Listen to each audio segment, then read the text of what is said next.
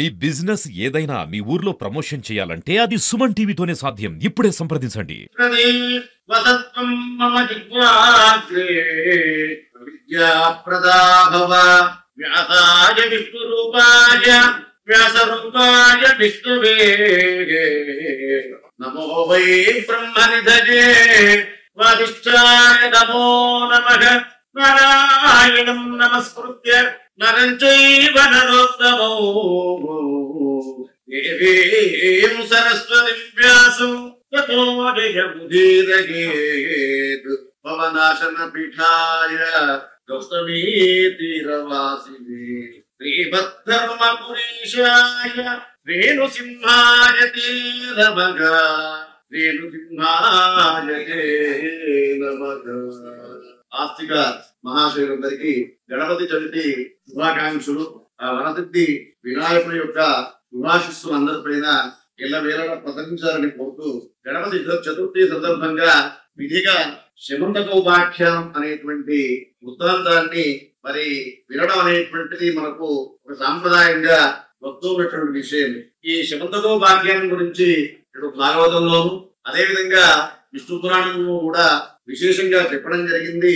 శ్రీ శుక్రవారు పరీక్షితుకు చెప్తూ ఉన్నాడు, శ్రీకృష్ణ పరమాత్మ అష్టకన్యలను 8 మందిని వివాహం చేసుకున్నాడు కదా, అందులో ఇద్దరి గురించి ఇక్కడ సత్యభామ మరియు జాంబవతి వివాహ విషయం కూడా ఈ శమంతకోపాఖ్యానంతో సంబంధంగా ఉంటుంది. శుక్రవారం చెప్తున్నాడు శ్రీ శుభవాచ తత్రాజితస్పదనయాం కృష్ణాయ కృతకిల్బిషగా శమంతకేన మణినా వయమ్య దత్తవాన్. శ్రీశుకుడు పరీక్షిత్ మహారాజు చెప్తూ ఉన్నాడట, దేని గురించి? శ్రీకృష్ణ వివాహాల గురించి తెలియజేస్తూ ఉన్నాడు. శ్రీకృష్ణుడి పట్ల సత్రాజిత్తు చేసినటువంటి అపరాధం, ఆ సత్రాజిత్తు తన తప్పును తెలుసుకొని తన కూతురైనటువంటి సత్యభామ మణిని కూతురుతో పాటుగా శమంతక మణిని కూడా స్వయంగా ఆ ప్రభువులకు సమర్పించినటువంటి విషయము. ఆ సమయంలో రాజోవాచ, ఆ పరీక్షిత్ మహారాజు అడుగుతూ ఉన్నాడట, తత్రాజితర్కిమకరోత్ బ్రహ్మణ్ కృష్ణస్య కిల్బిషం శమంతక కుతస్తస్య కస్మాద్దత్తాసుతారే. ఓ శుభయోగేంద్ర, మరి శ్రీకృష్ణుడి పట్ల సత్రాజిత్తు చేసినటువంటి అపరాధం ఏమిటయ్యా? మరి శమంతకమణి ఆ సత్రాజిత్తును ఏ విధంగా సంప్రాప్తించింది, అదేవిధంగా మరి సత్యభామను ఏ విధంగా వివాహం చేసుకునేటువంటి అవకాశం కలిగింది? ఈ కథలన్నీ కూడా వినాలని నాకు చాలా కుతూహలంగా ఉందయ్యా, చెప్పమని పరీక్షిత్ మహారాజు శ్రీశుకుని ప్రార్థిస్తూ ఉన్నాడట.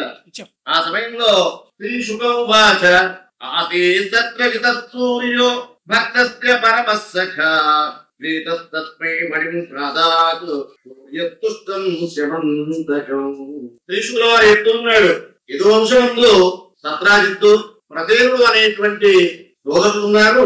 వారి తండ్రి పేరు నిఘ్నుడు, నిఘ్నుడి కుమారుడు. వీళ్ళిద్దరు కూడా సత్రాజిత్తు ముద్రించి కూడా సూర్యోపాసకుడు, సూర్య భగవానుడిని అమితంగా ఆరాధిస్తాడు, పూజిస్తాడు, ధ్యానిస్తాడు, జపిస్తాడు, తపిస్తాడు. ఆ విధంగా ఒకనాడు ఆ సత్రాజిత్తు యొక్క భక్తిని మెచ్చినటువంటి సూర్య భగవానుడు ప్రత్యక్షమై మరి అతనికి వరం ఇవ్వడానికి సిద్ధపడ్డాడు. ఓ సత్రాజిత్తు, నీ కోరిక ఏమిటయ్యా అని అడిగిన సందర్భంలో ఆ సూర్యుని యొక్క కంఠహారంలో ఈ శమంతకం అనేటువంటి మణి అద్భుతంగా మెరుస్తూ ఉందట. ఆ సత్రాజిత్తు, ఓ సూర్య భగవంతుడా, ఆ శమంతక మణిని నాకు ప్రదానించమని అడుగుతాడు. అప్పుడు ఆ సూర్య భగవానుడు శమంతక మణిని తన కంఠం నుంచి తీసి ఆ సత్రాజిత్తుకు ఇవ్వడం జరుగుతుంది. అదే సమయంలో ఆ సూర్య భగవానుడు చెప్తున్నాడు, ఈ శమంతక మణి మామూలుది కాదు, ఇది ఒక దివ్యమణి. దీన్ని ఏ విధంగా అయితే అంటే ఎట్లా ధరించడానికి వీలు లేదు, దీన్ని శుద్ధిగా పవిత్రంగా మాత్రమే దీన్ని ఆరాధించాలి, సేవించాలి, ధరించాలి అని చెప్తూ పవిత్రంగా ఉన్నప్పుడు మాత్రమే ఈ శమంతక మణిని ధరించాలి అనేటువంటి విషయాన్ని చెప్తూ ఇంకా మణి విశేషాలు చెప్తున్నాడట. దినే దినే స్వర్ణ భారతస్తౌపస్తృజతి ప్రభో దుర్భిక్షమర్యరిష్టాది సర్వాది వ్యాధయో శుభాగా నతంతి మాయినస్తత్ర యాత్రాప్యేభ్యర్థితో మణికి. ఆ మణి గురించి చెప్తున్నాడు, ఓ సత్రాజిత్తు, ఈ శమంతక మణి అనేటువంటిది ప్రతిరోజు కూడా 8 బారుల బంగారాన్ని అనుగ్రహిస్తూ ఉంటుంది. ఈ మణి ఏ దేశంలో అయితే ఉంటుందో ఏ రాజ్యంలో అయితే ఉంటుందో అక్కడ అనావృష్టి బాధలు ఉండవు, ఈది బాధలు ఉండవు. అగ్ని చేత గాని, వాయు చేత గాని, విష క్రిముల చేత గాని ఎట్లాంటివి కూడా ఇబ్బందులు ఉండవు. దుర్భిక్షం రానే రాదు. కానీ ఆ మణిని ధరించడం మాత్రం పవిత్ర భావంతో శుచిగా శుభ్రంగా ఉన్నప్పుడు మాత్రమే ఆ మణిని ధరించాలి. ఒకవేళ ఆ శుచికి శుభ్రత పవిత్రతకు భంగం కలిగినప్పుడు ఆ మణి చేతనే ఆ ధరించిన వాళ్ళు సంహరించబడతారు అని చెప్పడం జరిగింది. ఆ విషయం అంతా తెలుసుకున్నాడు. సంతోషంతో ఆ దత్రాజిత్తు సూర్యుని నుంచి మణిని గ్రహించాడు, మెడలో వేసుకున్నాడు, ధరించాడు. ఆ ద్వారకా వీధుల గుండా పురవీధుల్లో నడిచి వస్తున్నాడు దత్రాజిత్తు. పౌరులందరూ కూడా ఆశ్చర్యంగా చూస్తున్నాడు. ఎక్కడో పైన ఉండాలన్నట్టు సూర్య భగవానుడు మా ద్వారకు వచ్చాడే అని ఒక భ్రమలో పడిపోయినారు అక్కడ పౌరులందరూ కూడా. అంతేకాదు ఆ విషయాన్ని కృష్ణ పరమాత్మకు చెప్పాలి. ఓ కృష్ణ పరమాత్మ నీకోసం సూర్య భగవానుడు స్వయంగా దర్శనం కోసం వస్తూ ఉన్నాడయ్యా అని చెప్పడానికి కొంతమంది పౌరులందరూ కూడా ఆ స్వామి దగ్గరికి వెళ్ళారట. వెళ్ళడంతో పాటు నారాయణ నమస్కరిస్తూ శంఖచక్ర గదాధర దామోదర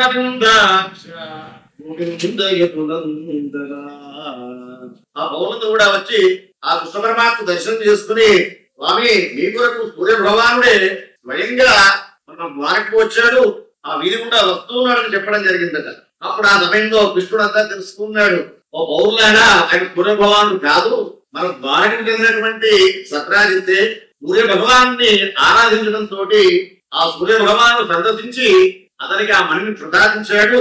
ఆ మణి చాలా విశేషమైనటువంటి మణి అని ఆ మణిని మనం దేశ సంక్షేమం కొరకు ప్రజలందరికీ ఉపయోగపడేటట్టుగా మరి ఉగ్రదేవునికి ఇచ్చే ప్రయత్నం చేద్దామని ఆ సత్రాజిత్తు విషయంలో ఆయన నిశ్చయంగా ఉన్నాడు శ్రీకృష్ణ పరమాత్మ. కానీ మరి ఆ మణివ్వడానికి సిద్ధంగా ఉన్నాడా సత్రాజిత్తు అంటే అది సాధ్యం కాదే. శ్రీకృష్ణ పరమాత్మ స్వయంగా అడిగాడు సత్రాజిత్తును, ఓ సత్రాజిత్తు నువ్వు ఏం చేసుకుంటావే, అది ప్రతిరోజు కూడా 8 భాగంలో బంగారాన్ని ఇస్తూ ఉంటుంది, ఆ సంపద అంతా కూడా దేశ క్షేమానికి వాడదాం అని చెప్పిన సందర్భంలో ఆ సత్రాజిత్తు దాన్ని తిరస్కరించాడు. ఉగ్రదేవుడికి ఏమాత్రం అంటే ఉగ్రదేవుడు ద్వారకి పరిపాలిస్తున్న సందర్భం ఆ మణి ఇవ్వడానికి సిద్ధంగా లేడు సత్రాజిత్తు. అంత ఇంకా అనుకున్నాడు, కృష్ణుడైన అనుమానం వచ్చిందారు, ఇంత గొప్పవాడే మణి అడిగాడు కదా, ఎప్పుడైనా ఈ మణికి ఈ కృష్ణుడు చేసిన ప్రమాదం ఉంటుందేమో అని అప్పుడే శంకించడం జరిగింది. అనుమానంతో ఆ మణిని ఏం చేశాడు అంటే తన దగ్గర ఉంచుకుంటే ప్రమాదం అని భావించి తన తమ్ముడైనటువంటి ప్రసేనునికి ఆ మణిని ఇచ్చి జాగ్రత్తగా చూసుకొని చెప్పడం జరిగిందట. కొంత సమయం గడిచిపోయింది. మరి ఆ ప్రసేనుడు ఆ రోజు ఆ సమయంలో ఆ ద్వారకా ప్రాంతంలో క్రూర మృగాల గడత బాగా పెరిగిపోయింది. అందరూ కూడా వేటాడడం అనేటువంటిది ఒక పద్ధతిగా ఉండే ఆ కథలో ఈ ప్రసేనుడు అతనితో పాటు శ్రీకృష్ణుడు ఇంకా చాలా మంది ద్వారకావాసులందరూ కూడా అడవికి వేట కోసం వెళ్ళారట. ఆ వేట వెళుతున్న సందర్భంలో ప్రసేనుడికి బుద్ధి ఉంటుంది, ఆ మణిని నేను ధరించి వేటాడతాననుకున్నాడు. ఆ శమంతకర్ణి కంఠహారంగా వేసుకొని వేటకు బయలుదేరాడట. వేటంతా బాగానే కొనసాగింది. ఆ సమయంలో ఈ ప్రసేనుడి శరీర శోధన కారణంగా అశంసము అంటే ఏదో కాలకృత్యం అనేటువంటి తోరగా ఉండడంతో ఆ గుర్రం మీద వెళ్ళినటువంటి ఆ ప్రసేనుడు ఆ తోవ దట్టు వెళ్లి అరణ్యంలో చాలా దూర ప్రాంతం వెళుతూ ఉన్నాడు. కృష్ణుడు మరియు ద్వారకవాసులు తుకపక్క వెళుతూ ఉన్నారు. ప్రసేనుడు నాకు దారి తప్పి వేరే ప్రాంతం వెళ్ళడం జరిగింది. చాలా దూరం వెళ్ళిన తర్వాత మరి ఇక్కడ ఒక పొరపాటు జరిగింది. ఆ కంఠహారంగా శమంతకమని ఉంచుకున్నటువంటి ప్రసేనుడు ఆ కంఠహారాన్ని పక్కన పెట్టకుండానే ఆ అశౌచానికి సంబంధించినటువంటి కార్యక్రమాన్ని చేస్తాడు. ముందే చెప్తున్నా మనం దాన్ని చాలా పవిత్రంగా ధరించాలి, పవిత్రంగా పూజించాలి. ఎందుకంటే మనం కూడా వేళకి ఎవరితో అవి ఇవ్వడానికి వీల్లేదు. ఆ నవగ్రహాలని ఎవరిని ఎవరి ఇంటి వారు పెట్టడే పెట్టడానికి వీల్లేదు. జ్యోతిష్ శాస్త్రం పూర్తిగా తెలిసినటువంటి వ్యక్తులు చెబితేనే మనం ఈ నవరత్నాలు కానీ ఉంగరాలు కానీ ధరించాలి. ఎందుకంటే ఒకవేళ మనకి అది సరిగ్గా లేకపోతే లాభం కంటే ఎక్కువ నష్టం కూడా జరిగే అవకాశం ఉంటుంది. ఆ రాళ్ళు ఆ మనుల యొక్క ప్రభావం ఆ విధంగా ఉంటూ ఉంటాయి. ఆ విధంగా ఎప్పుడైతే ఆ యొక్క ఆ ప్రసేనుడు అశోకాన్ని శుభ్రంగా కాకుండానే ఆ మణి ధరింపగలిగాడో అప్పుడు దాని ప్రభావం పడ్డది ఆ ప్రసేనుడి పైన. కొద్ది దూరం వెళ్ళగానే ఒక సింహం అతని పైన దాడి చేయడం, ఆ సింహం ఆ మణి నోట గడుచుకొని ఒక కొండపైన ఉన్నటువంటి ఒక గోదావరి వెళ్ళిందట. ఆ గుహ ఎవరిదో కాదు, త్రేతాయుగంలో ఉన్నటువంటి జాంబవంతుడికి సంబంధించినటువంటి గృహ ప్రదేశం అది. జాంబవంతుడు బయటకు రావడం, ఆ సింహం నోటులో ఆ మణిని చూడడం జరగనే జరిగింది. ఇటు ప్రసేనుడు అదేవిధంగా గుణం కూడా చెప్పబడ్డాయి ఆ సింహం చేత. వెంటనే చాలా బలాఢ్యుడుగా ఉన్నటువంటి ఆ జాంబవంతుడు మహాబలవంతుడు ఆయన. ఆ సింహాన్ని తన యొక్క అద్భుతమైనటువంటి శక్తితోటి సమరింపజేస్తాడు. ఆ మణిని తీసుకుంటాడు. ఆ మణి ఏం చేయాలో తెలియలేదు. మణిని మాత్రం తీసుకోవడం చాలా ప్రకాశవంతంగా ఉంది. మనం కూడా చిన్నపిల్లలకు పూజలు కట్టినప్పుడు వాళ్ళు ఆడుకోవడానికి పైన అవయవ ఆటంతులు జరుగుతూ ఉంటారు. అదేవిధంగా ఆ జాంబవంతుడు కూడా తన కుమారుడు, అతని పేరు సుకుమారుడు, జాంబవంతుడు కుమారుడు పేరు సుకుమారుడు, బిడ్డ పేరు జాంబవతి.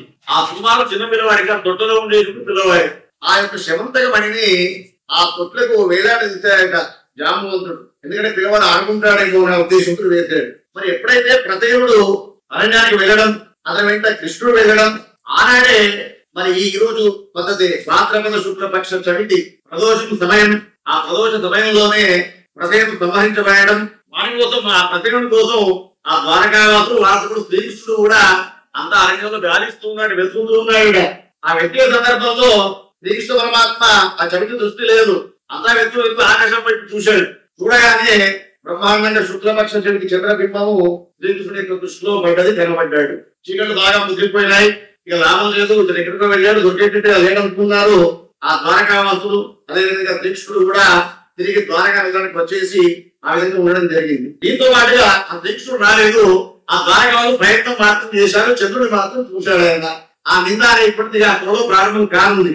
ఎప్పుడైతే ఇక్కడ మరి సత్రాజిత్ అనుకుంటున్నాడట, శ్రీకృష్ణ పరమాత్మ ఆ శకుంతకుడిని అడిగాడు కదా, మరి వీళ్ళ కోసం వెళ్ళినటువంటి ప్రదేశుడు ఇప్పటిదాకా రాలేదు అని ఆ నింద ప్రభావం పడుతుంది. చంద్రుడు చూసినటువంటి ఆ దోషం అనేటువంటిది ప్రారంభమైంది కృష్ణుడి పైన. శ్రీకృష్ణ పరమాత్మ కూడా తప్పలేదు ఆ యొక్క ఆ నింద అనేటువంటిది. ఆ భయంలో అనుకున్నాడు సత్రాజిత్తు, శ్రీకృష్ణుడు శకుంతకుడిని అడిగాడు, బహుశా ప్రదేశుడిని ఆయన చంపి ఉంటాడు, ఆ మణిని అపహరించి ఉంటాడు అనేటువంటి దురాలోచన, ఒక నింద అనుకోవడమే కాదు, ఆ ద్వారకా పౌరులందరూ కూడా అక్కడక్కడ చెప్పడం జరిగింది. ఆ నోట ఈ నోట అంతా కూడా ఇక ప్రచారంగానే అవుతోంది. నింద బయట శ్రీకృష్ణుడి పైన ఆ అపవాదం దాపుకోవాలని శ్రీకృష్ణ పరమాత్మ తిరిగి మళ్ళీ అడవికి వెళ్ళాడు. వెళ్ళి అది చివరికి కృష్ణ పరమాత్మ చెబుతాక కూడా వచ్చింది. శ్రీకృష్ణ వాట ప్రజలను గమనించావట, శమంతకుడిని తీసుకున్నావట, ఎక్కడో దాచావట అని నింద పడ్డది. మళ్ళీ అడవికి వెళ్ళాడు. చాలా దూరం ప్రయాణించినట్టు కృష్ణ పరమాత్మ అడవిలో శోధించిన పద్ధతులలో అక్కడ ఒక ప్రాంతంలో ఎముకలు కనబడుతూ ఉన్నాయి, చిరిగిన బట్టలు కనబడుతున్నాయి, కొన్ని ఆభరణాలు కనబడుతూ ఉన్నాయి. అనుకున్నాక ఓహో ఈ ప్రదేశుని గుర్రాన్ని ఏదో గుర్రం చంపి ఉంటుందనే బాధ చేశాడు శ్రీకృష్ణుడు. అక్కడ దాకా గుర్రం పాదముద్రలు ఆగిపోయినాయి. అక్కడి నుంచి సింహ పాదముద్రలు ఇవ్వబడ్డాయట. ఆ సింహ పాదముద్రలు వెంబడిస్తూ దూరంగా వెళ్ళాడు. వేరే వేరే ఆభరణాలు శబంధకుడు మాత్రం లేదు. కానీ కృష్ణుడి వెంట వచ్చేటువంటి సత్రాజిత్తు యొక్క సన్నిహితులందరూ కూడా మరి వాళ్ళు కూడా భావిస్తున్నారు, బహుశా కృష్ణ పరమాత్మ ఏదో చేశాడు, ఇక్కడ లీల చేశాడు అనుకుంటున్నారు. దూరంగా మరి ఆ కొండ పైన ఈ జరిగిన విషయం వీళ్ళకి ఎవరికి తెలియదు. ఆ యొక్క సింహం యొక్క పాదముద్రలను తీసుకొని కృష్ణ పరమాత్మ ఆ కొండ పైన గోదాకా వెళ్ళారు. ఆ కృష్ణుతో పాటు ద్వారకావాసులు కూడా కొంతమంది వెళుతూ ఉన్నారు. అక్కడ వెళ్ళేవారికి నాకు సింహం యొక్క కళయవరం కనబడ్డది. ఎందుకంటే జాంబవంతుడి చేతిలో ఆ సింహం చంపబడ్డది. చూశాడు, ఓ ద్వారకావాసున్నారు, మీరు ఇక్కడే ఉండండి, ఈ పాదముద్రికలు ఇక్కడికే ఆగిపోయినాయి, ఇక్కడ గోహ కదా, నేను గోహకి వెళ్ళి వస్తానని కృష్ణుడు ఆ గోహకి వెళ్తాడు. వెళ్ళిన వెంటనే అక్కడ మరొక ప్రకాశవంతమైనటువంటి వెలుతురు కనబడుతుందంటే కృష్ణ పరమాత్మకు. ఓహో ఈ మనిషి శతంతకుడు ఇక్కడ ఉందా అని ఆలోచన చేస్తాడు. అది ఎక్కడ ఉంది? ఈ ఊయల పైన జాంబవంతుడు కుమారుడు సుకుమారుడు యొక్క ఆ ఊయల పైన అక్కడ ఆ మణి కనబడుతుంది. అక్కడే జాంబవంతుడు కూడా ఉంది. అక్కడ తమ్ముడైనటువంటి సుకుమారుడు ఊయల ఊపుతుంది. మరి ఆమె గమనించింది, అద్భుతమైనటువంటి శ్రీకృష్ణ పరమాత్మ చూసింది, దివ్య రూపం చూసి అనుకుందట, ఇక్కడ దేనికోసం రాలేదు, ఈ శమంత మణి కోసం వస్తూ ఉంటాడని ఆలోచన చేసినటువంటి ఆ యొక్క జాంబవతి, ఎందుకంటే జాంబవతి లోపల ఎదురిస్తూ ఉన్నాడు, మెల్లగా కూతురు చేస్తుంది కృష్ణ పరమాత్మకు. సింహ ప్రజేన మమధీహి సింహో జాంబవతాగతః సుకుమారక భాగోధీహి తవ శేషమంతకః. ఏం చెప్తుంది జాంబవతి? ప్రదేవుని వధించిన సింహము, ఆ సింహాన్ని మా నాన్నగారు జాంబవంతుడు వధించాడు, ఆ శమంతకుని తెచ్చాడు, అది కృష్ణ పరమాత్మకు తెలవకూడదు. ఆ పిల్లల్ని ఓదారుస్తున్నట్టుగా ఓ కుమారుడా ఇవి ఏడవకు, మనకి నీకే ఇది అని చెప్తోందట. ఆ విషయం అంతా జరుగుతోంది. ఆ లోపల నుంచి జాంబవంతుడు కూడా నిద్రలేచి బయటకు రావడం జరిగింది. కృష్ణుని చూశాడు, ఊహించాడు, ఓహో ఇది ఎవరో ఉన్నాడు, కొత్తగా కనబడుతున్నాడు. ఎందుకంటే జాంబవంతుడికి వేదాయంలో రాముడు తెలుసు కానీ కృష్ణుడు గురించి కూడా తెలియదు. జాంబవంతుడు రావడం, ఇద్దరు కూడా ద్వంద్వ యుద్ధానికి సిద్ధపడుతూ ఉన్నారట. ఆ మణి కోసం మరి కృష్ణ పరమాత్మ ప్రయత్నించడం, జాంబవంతుడు దానికి సిద్ధంగా లేకపోవడం, ఇట్లా ఇద్దరు కూడా 21 రోజులు దాదాపు మూర్ఛ యుద్ధం చేస్తూ ఉన్నారు. చాలా భీకరంగా యుద్ధం చేస్తూ ఉన్నారు. క్రమక్రమంగా జాంబవంతుడి యొక్క శక్తి క్షీణించిపోతూ ఉంది. ఆ సమయంలో ఎందుకంటే జాంబవంతుడికి ఈ కృష్ణుడి యుద్ధం జరగడానికి కూడా కారణం ఉంది. త్రేతాయుగంలో రామరావణ యుద్ధం జరుగుతూ ఉన్నప్పుడు ఆ రాముడి యొక్క యుద్ధం చూసినటువంటి జాంబవంతుడు ఓహో యుద్ధం అంటూ చేస్తే ఇట్లాంటి యుద్ధుడు చేయాలని మనసులో అనుకున్నాడట. ఆ విషయాన్ని గ్రహించినట్టు రామకృష్ణమూర్తి జాంబవంత నీ కోరిక ఈ త్రేతాయుగంలో తీరదు, ముందర ద్వాపరయుగంలో నీ యొక్క కోరిక తీరుతుంది అని అప్పుడు ఆనందించి చిరంజీవిగా అవనాన్ని ప్రసాదించాడు. అందుకే త్రేతాయుగం నుంచి ద్వాపరయుగం దాకా కూడా జాంబవంతుడు చిరంజీవిగా ఉన్నాడు. ఆ యుద్ధం జరుగుతోంది, 20 రోజులు గడిచిపోతూ ఉన్నాయి. మరి ఇక్కడ బయట ఉన్నటువంటి ద్వారకవాసులు కూడా ఓ 10-11 రోజులు ఎదురు చూశారు. అందరూ భయపడుతూ ఉన్నారు లోపలికి వెళ్ళడానికి. కృష్ణ పరమాత్మ అంతటి వాడే లోపలికి వెళ్ళి బయటకు రాలేదంటే లోపల ఏముందో అని ఆలోచన చేసి ఆ ద్వారకవాసులు కూడా ఉండి వాపసు వెళ్ళిపోయిన ద్వారక వెళ్ళిపోవడం జరిగింది. ద్వారక వెళ్ళిన తర్వాత జరిగింది ఆ కృష్ణ పరమాత్మ కూడా రాలేదు వెంబడి. అప్పుడు వసుదేవాదులు ఆ రుక్మిణి కూడా శోభిస్తూ ఉన్నారట. కృష్ణ పరమాత్మ రాలేదేమిటి, ఆయన ఏమైనా జరిగిందా అని ఆలోచన చేస్తున్నారు. ఆయన క్షేమంగా రావాలి అని చండీ యాగాలు చేశారట. ఆ సమయంలో చండీ యాగాలు చేస్తూ ఉన్నారు. ఆ సమయంలో చండీమాత ప్రత్యక్షమై ఆ ద్వారకావాసులు చెప్తుందట, దుర్గమగు విలమున గని నిర్గతుడై చేరవలయుడే నేని పౌరు వర్గముదై దేవించిరి దుర్గం కృత కుశల మార్గ దోషిత భర్గం. ఆ దుర్గమంత ప్రేమిస్తున్నారు, ఆరాధిస్తున్నారు. దోలాయుత మానసులై జారింబడ జనుల గురువ గండిక పలికన్ బాలా మణితో హేలాగతి వచ్చు అమ్ముడేక్షుడనుచు. చెడ్డిగా ప్రత్యక్షంగా కనిపించే వాళ్లకు ఓ ద్వారకా వసులారా రుక్మిణి నువ్వేం భయపడకమ్మా, క్షేమంగా ఉన్నాడు దీక్షిత పరమాత్మ. శమంతముడితో వస్తాడు.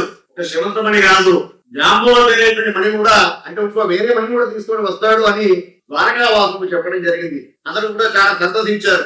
యుద్ధం 21 రోజు అయిపోతుంది. జాంబవంతుడి యొక్క శక్తి పూర్తిగా క్షీణించిపోయింది. మరి ఇదే సమయంలో జాంబవంతుడికి అర్థమైపోయింది, ఓ అతను సామాన్యుడు కాదు, ఇతను ఎవరో కాదు, విష్ణువే. జానే త్వాం సర్వభూతానాం ప్రాణవోజత్తవో భగం పురాణ పురుషం ప్రభవిత్వమధీశ్వరం. గమనించాడు. ఏదో వట్టి వారికి జాంబవంతోటి ఇన్ని రోజులు ధోరణి ఉండదు. 1-2 రోజుల్లోనే మనకు అన్నమాత్మైపోయేటువంటిది. ఇతను సామాన్యుడు కాదు, విష్ణువే భావించాడు. ఆ యొక్క పూర్వ స్మృతిని గుర్తు చేసుకుని కాలమైన పడ్డాడట. కృష్ణ పరమాత్మ కాలమైన పడ్డాడట. మీరు సామాన్యుడు, మీరు విష్ణువే అని అడిగిన సందర్భంలో అప్పుడు అతన్ని పైకి లేవనటువంటి కృష్ణ పరమాత్మ ఆ విషయమంతా చెప్పాడు. తన పైన ఆ నీలాప నింద మరి నేను ఈ శమంతకు నేను చంపి తీసుకెళ్ళడానికి అపోహ పడ్డదయా అని చెప్పిన సందర్భంలో ఆ శమంత మణితో పాటు తన కన్యారత్నమైనటువంటి ఆ జాంబవతిని కూడా కృష్ణ పరమాత్మకు ఇచ్చి గౌరవంగా మరి సాగనంపడం అనేటువంటిది జరిగింది. ఈ విధంగా జరిగిన సందర్భంలో మరి ఇక్కడ సత్రాజిత్తు కూడా తన తప్పు తెలుసుకున్నాడు. జాంబవతి కృష్ణ పరమాత్మ శమంతకుడితో పాటు ద్వారకకు రావడం, ఆ తప్పు తెలుసుకున్నటువంటి సత్రాజిత్తు శ్రీకృష్ణుని కూడా క్షమించమని ప్రార్థిస్తూ ఉన్నాడు. అంతేకాదు ఆ శ్రీకృష్ణ పరమాత్మ ప్రజలందరూ చూస్తుండగానే శమంతకి మణిని సత్రాజిత్తు చేతిలో పెట్టేస్తాడు. సత్రాజిత్తు బాధపడుతూ అయ్యా నాగరి మణి ఏం చేస్తుంది, ఈ నీ దగ్గరే ఉండడం క్షేమము, ఈ దేశానికి ఉపయోగపడుతోంది. ఒక ఈ శమంతకమనే కాదు, నా కుమార్తె అయినటువంటి సత్రాజిత్తు కుమార్తె సత్యభామ, ఆ సత్యభామ కూడా ఇచ్చి వైభవంగా ఆ వివాహాన్ని కూడా పూర్తి చేయడం జరిగిందట. ఇదే సందర్భంలో మరి ఎందుకంటే మరొక వార్త వచ్చింది ఇక్కడికి ద్వారకకు. పాండవులు కుంతీదేవితో సహా లక్కింటిలో కాల్చబడినారని ఇక్కడికి దుర్వార్త వచ్చింది.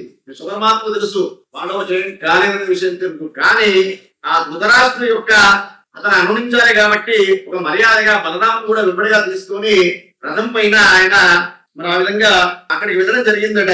మరి అంతకుముందు సత్యభామ విషయంలో ఒక ముగ్గురు ఆశపడ్డారు వివాహం చేసుకోవడానికి. వాళ్ళు ఎవరైనా అంటే శతధన్వుడు, కృతవర్మ, అక్రూరుడు. వీళ్ళు ముగ్గురు కూడా చాలా ప్రముఖులు. సత్యభామకు ఎప్పుడైతే శ్రీకృష్ణ వివాహం జరిగిందో అంటే అంతకుముందు సత్రాజిత్తు మాట ఇచ్చాడు, మీ ముగ్గురు ఎవరికో ఒకరికి సత్యభామను ఇస్తాను, కానీ యాదృశ్యంగా కృష్ణ పరమాత్ముడికి ఆ వివాహం జరగడం జరిగింది. ఆ వాగ్దానం వాళ్ళు మర్చిపోలేదు. వాళ్ళ లోపల ఒక విధమైనటువంటి కోపం అనేది ఉంది. దీంతో పాటుగా ఆ ముగ్గురు కూడా ఏకమైపోయినారు.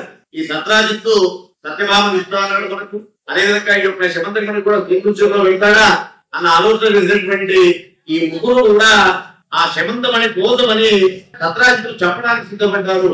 శతధనుని ప్రేరేపించారు, నువ్వు సత్రాజిత్తు చంపవేసి అని. ఆ శతధనుడు వెళ్ళడం, ఆ మణిని తీసుకోవడం, ఆ సత్రాజిత్తును చంపడం కూడా జరిగిపోయింది. అప్పుడు సత్యభామ చాలా బాధపడుతూ ఉంది తండ్రి యొక్క మృతికి. వెంటనే హస్తినాపురానికి వెళ్ళడం, శ్రీకృష్ణుడితో పాటుగా మరి తిరిగి ద్వారకి రావడం, రథంలో రావడం జరిగిందట. శతధనుడు మరి భయపడుతూ, ఎందుకంటే చంపగా చంపేవాడు కానీ దూరం పైన ఆ మణిని తీసుకొని ఆ మణిని అక్రూరుడి దగ్గర ఉంచేసి మనం పారిపోవడం జరిగింది. కృష్ణుడు బలరాముడు రథంలో వస్తూ ఉన్నారు. ఆ తర్వాత శతధనుడిని దొరకబట్టారు, విభజించారు, దొరకబట్టారు, ద్వంద్వయుద్ధం చేశారు. ఆ శతధనుడిని కూడా అక్కడే కృష్ణ పరమాత్మ చంపివేయడం జరిగింది. ఆ మణి మాత్రం అతని దగ్గర లేదు.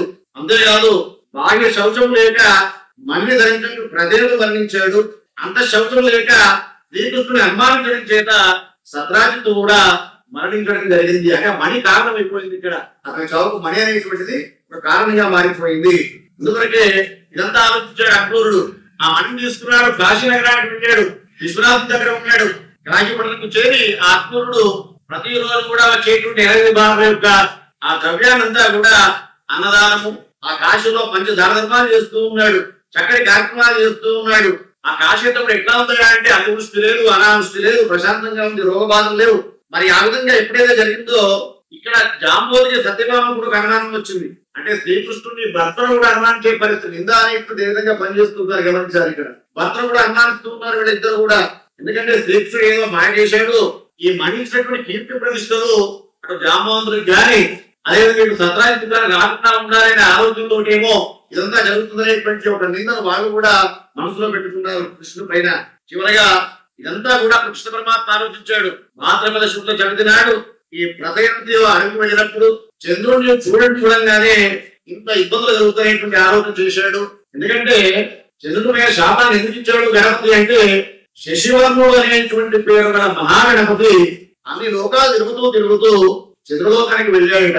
ఎట్లా ఉంటాడు గణపతి? మరుగుజ్జు రూపం, లంబోదరుడు, కానీ రూపం మాత్రం ఆ విధంగా ఉంటుంది. కానీ ఉదయం ఎట్లాడితే గణపతి అంటే కారుణ్యమూర్తి. మనం కోరిన కోరినా కానీ వెంటనే తీర్చేటువంటి శక్తి ఆ గణపతికి ఉంటుంది. చంద్రుడు పై ఉండగానే కానీ కవచంలో అనుకోమంటాడు. ఎన్నో కవిత్వాలలో రచనలో చంద్రుడు లేకుండా కవిత్వం కొనసాగాలి. మీరు మాత్రం చాలా అందంగా ఉంటాడు చంద్రుడు, కానీ అంతర్గతంగా అనేక దోషాలు ఉన్నటువంటి వ్యక్తిగా ఉంటాడు. ఆ చంద్రుడు ఆ వినాయకుడిని చూసి ఆ పుట్ట ఆ చిన్నగా మరుగుజ్జు రూపంలో ఉండడము, వికటంగా నవ్వుతాడు, హీనంగా నవ్వుతాడట. అప్పుడు చంద్రుడు యొక్క అహంకారాన్ని ఎట్లాంటి తగ్గించాలనుకున్నాడు వినాయకుడు. ఎవరైనా నేను చూస్తే నీ వైపు చూసిన వాళ్ళందరికీ కూడా అపనిందలు వస్తూ ఉంటాయి అని శాపాన్ని ఇచ్చాడు. అప్పటి నుంచి చంద్రుడిని చూడడానికే భయపడుతున్నారు జనులందరూ కూడా. ఎందుకంటే మనం అంటాం తారావరం చంద్రుడు అంతదేవ, చంద్రుడు మనకు కారడు. అందరి మనస్సు అంటే అసలు చంద్రుడు మనసే బాగా లేకుండా అయిపోయింది. ఈ సందర్భంగా తనను చూడడానికి కూడా ఎవరు కూడా సిద్ధపడడానికి వీళ్ళు అర్థాన్ని శాపాన్ని ఇచ్చాడు ఆ భగవంతుడు, ఆ శిశువున్న గణపతి. ఇలా జన్మ ఉదాహరణకున్నాడు చంద్రుడు కూడా.